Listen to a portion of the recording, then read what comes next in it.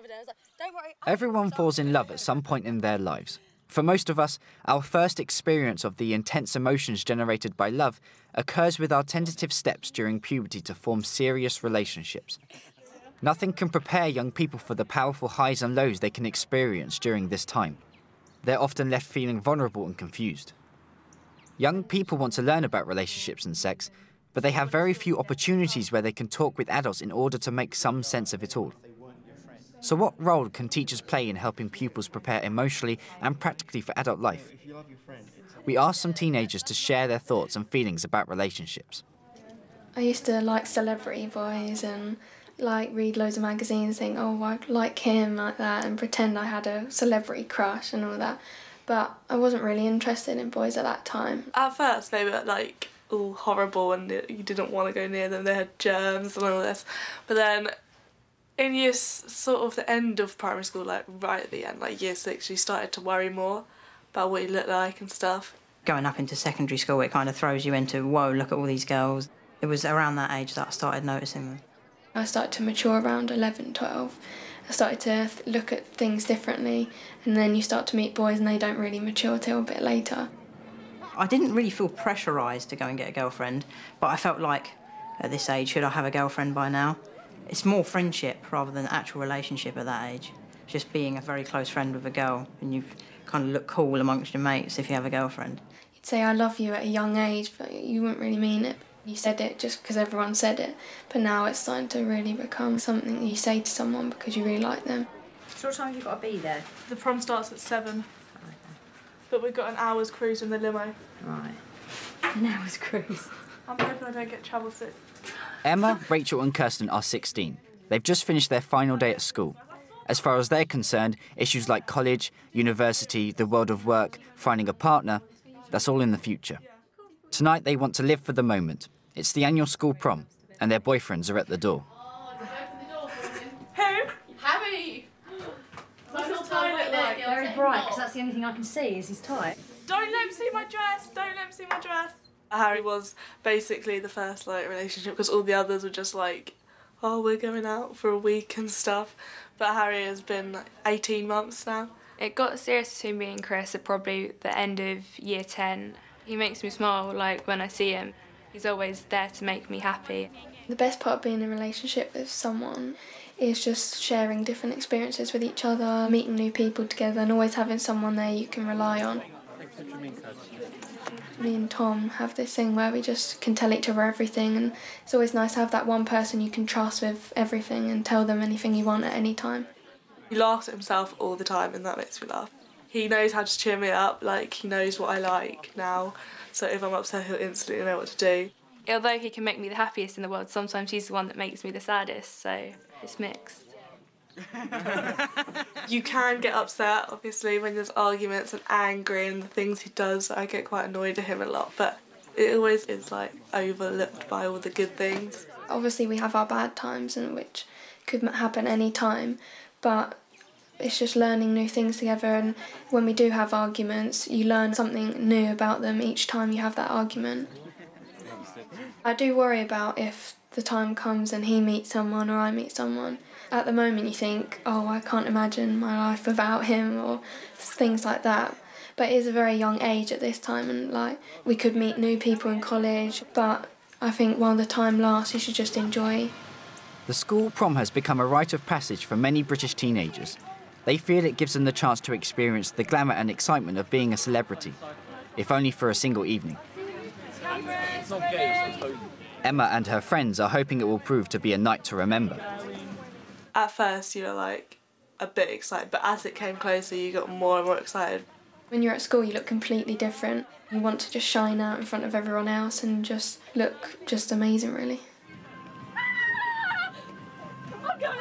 We were all so buzzing that the vibe was so good, and we were all just getting in the limo and sitting there with the music loud and taking pictures in there, and it was a really new experience.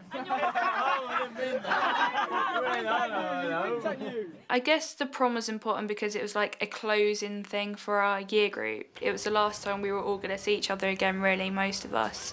So it was just a nice way to say goodbye.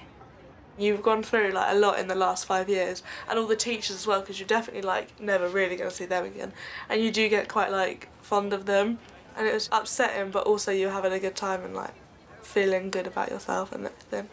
You can't describe a feeling like that because you're just realising that this is the end of your last secondary school and you're moving on to even a bigger education which could determine your life, and it's sad as well as happy because you're realising you're leaving people that you've become really close to, and you might in future not be as close because you're going to different colleges, but it's also happy knowing that everyone's just together and happy. We'll do it again. That bad. Ready? 1, 2, 3, go. Perfect. The kinds of relationships, both good and bad, that young people experience at this impressionable stage of their life can dictate the kinds of partnerships they form in the future. But many parents in the UK find it difficult to talk to their children about relationships and sex. As a result, school-based lessons are often the main source of information about sexual matters. OK, if you could just look this way again, please. We're going to just focus on the question of relationships. Now, forget sex education for the time being. Let's look purely at friendship. And I would like you to talk amongst yourselves and list the qualities of what makes a good friend. Schools still tend to concentrate on the biological aspects when actually what they need to be concentrating on are the relationship aspects, and I think we should always start from relationships. We had trustworthy, caring and a good listener. Trustworthy. OK. Girls at the back. We had trustworthy and they support you and they're there when you need them. Supportive, trustworthy, and they're there for you. That's a pretty good list, and there's a lot of agreement there. A good programme would cover the basic groundwork in Year 7, but then build. But it would also look at friendships and relationships. Good friendships, friendships that you think are OK but are actually hurtful. Those are the sort of things young people need to talk about and want to. Which of those qualities would you see as being important in a boyfriend-girlfriend situation? And would there be any different qualities that you would bring in? Well, when it comes to guidance about sex and relationships, I would say that one good parent is worth 100 good teachers, but clearly, beside that, if you're talking about home-school partnership, then it's the duty of the school to balance that with a good quality sex education programme to provide perhaps aspects that parents wouldn't. So the sense of humour has come up again in this list, and a good personality. Anything else? Supportive, which we put down before as a good friend. OK, so that's the same as well. In conclusion, what we've got is a great deal of overlap in the two lists. What it takes to be a good friend is very similar in many ways to being a good boyfriend-girlfriend. We use a variety of approaches. On the one hand, we have a team of experienced teachers delivering the curriculum, but on the other hand, we invite in a string of guest experts who have some street cred. So, for instance, we use the Straight Talking organisation, where there are ex-teenage parents who talk about their experiences. I think the worst thing with actually admitting to your parents that you're pregnant or you've got someone pregnant is not really the fact of the pregnancy, it's the fact it's kind of admitting that you've been having sex. And obviously that's probably one of the hardest things you don't really want your parents to know. The peer educators or young mums and dads bring a touch of reality, really. They go through exactly what the experience is like. It's not all negative, but it's a very accurate, realistic picture of what being a young parent is. Girls, first of all, I don't know whether you have a partner at the moment or not, but how many of you think that if you had a boyfriend and you found out you were expecting a baby together, do you think that your partner would stay with you? I don't know if my boyfriend would stick by me, but some boys do and some boys don't. Boys, please be honest, how many of you think if you were to get your girlfriend pregnant tomorrow, realistically, do you think you would stay with her? OK, wow, all but one. OK, why haven't you raised your hand then? Why do you not think? I don't know, because it would probably be really hard having to deal with a baby at this age, and I really want to not screw up my education if I could, not really get involved with a baby at this age. Obviously, being a parent at any age is hard, but if a teacher's standing there telling the class that, oh, don't have a child at 16 or 17, it's terrible and it'll be horrible and all this, you think, oh, what are they talking about? They don't know.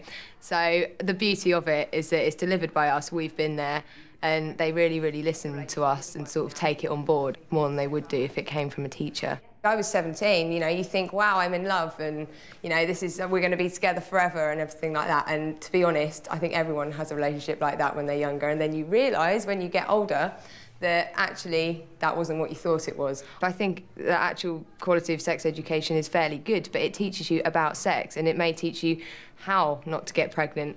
The main thing at Straight Talking that we say is we fill the gap. We teach children why they shouldn't become pregnant at a young age. We show them why. I just think there's a complete lack of knowledge amongst young people. I know from my personal situation when I was younger and I was asked by my ex-partner to have a baby and I didn't think, oh, it'll be really hard or it'll be really difficult. I think if I'd had that information when I was at school, I would have then looked back on that and been able to make an informed decision rather than one that, you know, I didn't really know too much about. You know, we're not going to stop every young girl having a baby, but the majority of them, it does make them think twice. I think what I would do with myself, what I'd like to do is I'd like to get my education sorted out, my job, have like fun first, enjoy like the first couple of adult years, and then when I'm ready to have a child. And if I was in the situation, I would do my best to sort it out because it's like a child, bringing a child into the world, so you have to be mature about it. And you have to make adult decisions even though you're not old enough to. We hope to kind of instill in them like that ability to say no to things and to just focus on what they want to do. And that when you're a young person, you're not going to be that age forever. It's not all about now, which I think so often is the case. You don't have a long view when you're a teenager. You're in your little bubble of teenage life and that's all you think about. So to try and get them to think about the future and how it will affect their futures. OK, I wanted us to do Romeo and Juliet, and I wanted us to do this scene. A large part of growing up is learning how to deal with the highs and lows of love. Luca, Nikki and Rob are studying drama at Sixth Form College. They're very used to dealing with a wide range of emotions on stage. But as Rob found out, when love hits, your world can be turned upside down. The big serious one was actually last year. That's when you actually feel what you call love, to be honest, and it was just a deep, deep feeling. Oh, blessed, blessed night, I am afeard. Being in night, all this is but a dream, too flattering sweet to be substantial. I don't know how to describe it, but it just came about out of the blue, really. Good night indeed. I didn't expect it to be powerful at first. I expected it just to be a bit of fun, to be honest. I hadn't really had a serious relationship before that, so I didn't really know what to expect. So, for me, it started off as just being together, but it grew and grew and grew from there. 1,000 times good night. 1,000 times the worse to want thy light. Love goes towards love like schoolboys from their books, but love from love towards school with heavy looks. I've been in a relationship for 3 years. I was quite relieved that, like, I'd actually found a genuinely nice guy who didn't just want sex or just want, like, to do things. He actually wanted to know me. And it feels like we're both a part of each other. Like, I feel like he's a part of me and I'm a part of him. I always said, I don't know what love is, but I'm sure this is pretty, like, close enough to it at my age. And the way I feel with my boyfriend now, I've never felt with any other guy. Love at a younger age is pretty much, if you've got a girlfriend, you think you're in love with them, and you're not. But when real love comes about, it kind of hits you in the face. It's kind of just all little moments, like just eye contact, when you're making eye contact with her. There's a little look in each of your eyes that you give, and you can just tell that that's true love.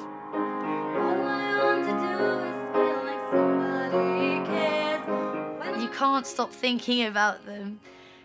They're just on your mind constantly. I just want to speak to him all the time. I find that whenever I look at my phone, I just want it to ring from him or I want a text from him. Our first serious relationship means so much to us, but things can go wrong. When my relationship broke up, it was very, very, very hard for me. Because you love someone so much, it feels like your heart's been ripped out. You don't know what to do with yourself. You sit there at night crying, thinking, I thought I was going to be with this person for a long time, and now they're leaving me. It started off that I actually was very bad and used to cry a lot at night and used to actually cry myself to sleep. I was at college with this person as well, so it made it harder that I saw them every day, and it was my friends that got me through it, really. When relationships break up and it's the first time you experience a breakup and you really care about somebody, it's one of the worst times of your life. Whether it's been a 5-minute relationship or what you had thought was your long-lasting love affair. It hurts in different degrees, but we don't discuss that in the classroom. We don't discuss how do I handle it when everything ends. No one does. My school didn't really talk about the emotional side too much. They just taught, obviously there was sex education, but they didn't really give us many talks on relationships. So I felt that I had to kind of learn that myself. I'm not sure whether it's something they expect your parents to talk to you about, and maybe it's just like you confide in your parents for that type of thing, but I think maybe having it in schools might be beneficial. I think we have to make an arena where young people can discuss how this might feel. I certainly don't think we should protect them. In PSHE, for example, they could put something in there and talk about relationships and breakups and what's good in relationships and what's not. How many schools honestly listen to pupil voice and ask pupils what they want? I say all the time, ask your year 8s what it would have been helpful to know in year 7. Ask your year 9s what they would have liked to know, and so on and so forth. And go from what they're telling you, because we as adults assume the whole time what young people want to know. We should stop making assumptions and we should ask them. If teachers are to advise young people in relationship and sexual matters in the 21st century, then they have to do so against the all-powerful, all-pervasive influence of the internet and new technology. What we have now is the ability to bombard young people with imagery very quickly from the internet, from the media in other ways, that perhaps leads them to believe that everyone is perfectly beautiful, everyone is showing their body off and is safe to do so because apparently it's not provocative, because we're told that that's just the way people are allowed to be. We also see sexual imagery on lots of videos, lots of TV programmes. In terms of, young people going to find out information, particularly if we're talking about sex and relationships, they may Google something or they may go online to find out information, which is a kind of a major source. However, what they get back can be 1,000, 100,000 results. And how they decipher that information, decide what's true and what's real and what they take from that is quite complicated. For me, in terms of the work I do, it's really important that young people have a chance to to ask some of those basic questions which are still unanswered, even though they've got all this information. The phenomenal rise in the popularity of social networking sites such as Facebook and the use of mobile phones has changed how teenage relationships are conducted. What used to be private and personal is now very public. Facebook has had an impact on relationships nowadays because there's obviously the relationship status, and if somebody puts single on there when they're in a relationship, there's going to be an uproar. And there's also like when you just put stuff about I'm feeling down at the moment, people will ask why, and then your girlfriend will come to you and be like, why are you talking to people about that? It's between us. So it can cause a lot of problems. It's sort of a way of stalking and snooping on people's profiles, and you can get an insight and look at their lives without actually asking them. You can talk to as many girls or boys as you want on there, and really your partner's not going to know unless they have your Facebook password. And statuses, when people put statuses, and then people can know your business, people can know everything. Anything you write, people are seeing what you're writing, thousands of people are seeing what you're writing.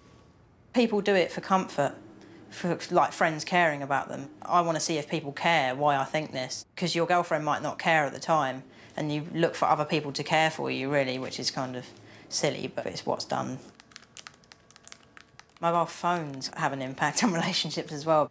A simple thing at the end of a text, like not putting a kiss on the end of a text, can mean so much now, or a smiley face or something like that. You'll text back and be like, why are you being moody with me? But it could have been a mistake, because there's been times when I've accidentally not put a kiss on the end of a text to my girlfriend, and she'll actually call me up and start shouting at me over what's written in a text, because it can be taken in the wrong context as well, because the way you say something might be different to how it's put in a text. Nothing in the world can prepare a young person for the emotional and physical pain of an abusive relationship. Jamie Lee is 16 and knows exactly how it feels. When I was 13, I went into year 8. I got with my boyfriend who I was with for 3 years. Even though I was 13, I didn't feel 13. I felt really mature and I felt much older. It was exciting because obviously I was young and he was taking me out and we was going to cinema all the time, and he had money and he bought me things, and like he stayed around sometimes, and it was all new and exciting. At first, he treated me like a princess, and then after a couple months things started changing, and then when I moved from my foster home to here, that's when he started becoming abusive. I remember the first time he raised his hand to me when I was about 13. My heart started racing and I was full of shock. I went into a panic attack and started screaming and crying. It was a shock to me. He started calling me names and but it wasn't even like names like normal things. It's things that messed with my head, things that made me feel like no one cared about me, no one loved me, no one liked me. Because of the things he said, I felt like I was on my own, really. I was scared to actually break up with him. I thought that no one else would want me. I thought that he's the only one that would want me, so I stayed with him for that. As our relationship carried on, I matured with every aggressive move and began to get used to it, and suddenly it was normal to me. I knew if I pushed his buttons in any way, I knew how he would react. As he started doing it more and more, kind of got used to it. It felt normal. It wasn't any shock to me at all. Like when he hit me or he smashed my head against the wall or grips me up, it was normal to me. As soon as I moved in here, he moved with me. So he knew that he had me like 24/7, so he knew that he can control me. I wasn't allowed out of the house, I wasn't allowed to go to my friends because he was scared I was going on Facebook and chatting to boys. I wasn't even allowed to walk to the shop by myself because he thought I'd go meet boys. Anywhere I went, I would have to be with him. He kept telling me that I was ugly and no one's gonna want me. And plus I wasn't eating, so I was getting skinnier and skinnier and I was losing weight. So every time I looked at myself, I just felt physically sick. I was so used to him that it would be weird to be without him, and I didn't think that I could live without him because I was with him for so long. A year down the line, I got pregnant. I thought if I had the baby and we was a family, then he would never leave me and he wouldn't cheat on me and he wouldn't hit me and we'd be all happy and live happily ever after. When I got pregnant, I told him I thought I was pregnant and he thought I was lying to get attention. Then one day, we took the test and I was pregnant. Straight away he said, I'm going to go to prison. So to protect him, I got rid of the baby. And when I came home, he didn't ask me if I was okay. He wouldn't talk about it with me. He left me to deal with it by myself. After I did get rid of the baby, he said that he never wanted to get rid of the baby. Like, we had conversations and he sat there and cried to me and he said that I would be a good dad and that he would never walk away from me and my baby and stuff. So after that, I thought, I don't care, I want to get pregnant, I want to have a baby. So I took out my implant and tried to get pregnant, but it didn't happen.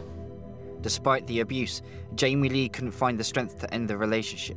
She still believed there was hope, but the control he exerted over her was much too strong.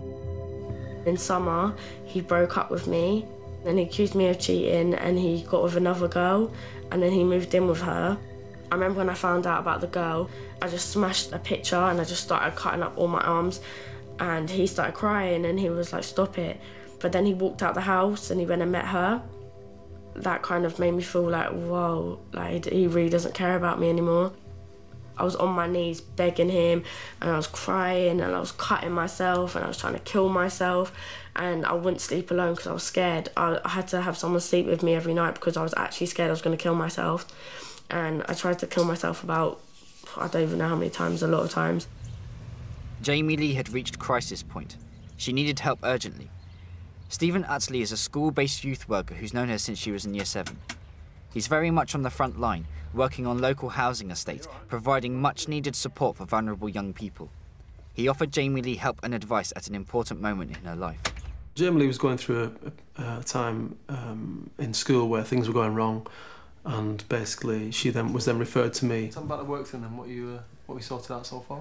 For me, the important thing is that young people have got a safe space where they're able to express themselves in a confidential manner, and then maybe have some time to reflect and understand what it is that they're dealing with. I need to work because I can't stand sitting on my bum and doing nothing all day, so I need to do something. I need to earn some money before I go to college. It's just, how do we, you know, become an adult? How do we sort out these relationship issues? Who do we turn to if somebody becomes aggressive? Who do we turn to for being bullied? You know, all the same kind of things. What about all this pressure that's building up inside of me? How do I deal with that? If you keep it all bottled inside, then one day you're just going to explode. So you have to have someone that understands and that can sit there and talk to you and understand that what you're going through. That's good. And what about tomorrow night with the raving thing? You're going to go out tomorrow night, yeah? Yeah, I'm going to go out clubbing tomorrow night. He's not judgmental and he doesn't just sit there and say nothing. He actually does help me and talk to me about how I'm feeling, and he does go through things with me, but apart from that, I don't really talk to anyone.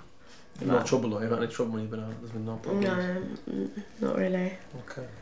And tomorrow night, you've been to the area before, yeah? Mm-hmm. It's really important to have a place where young people can openly discuss these issues, and maybe as a preemptive thing, you know, so in PHSE, for example, it'd be great if young people are able to talk about, able to have maybe a stimulus, a prompt to discuss relationships, and then be able to kind of talk about their own situations to a degree. It's complicated. It's hard for young people sometimes to feel that they can broach dealing with these issues because they're not sure where to turn.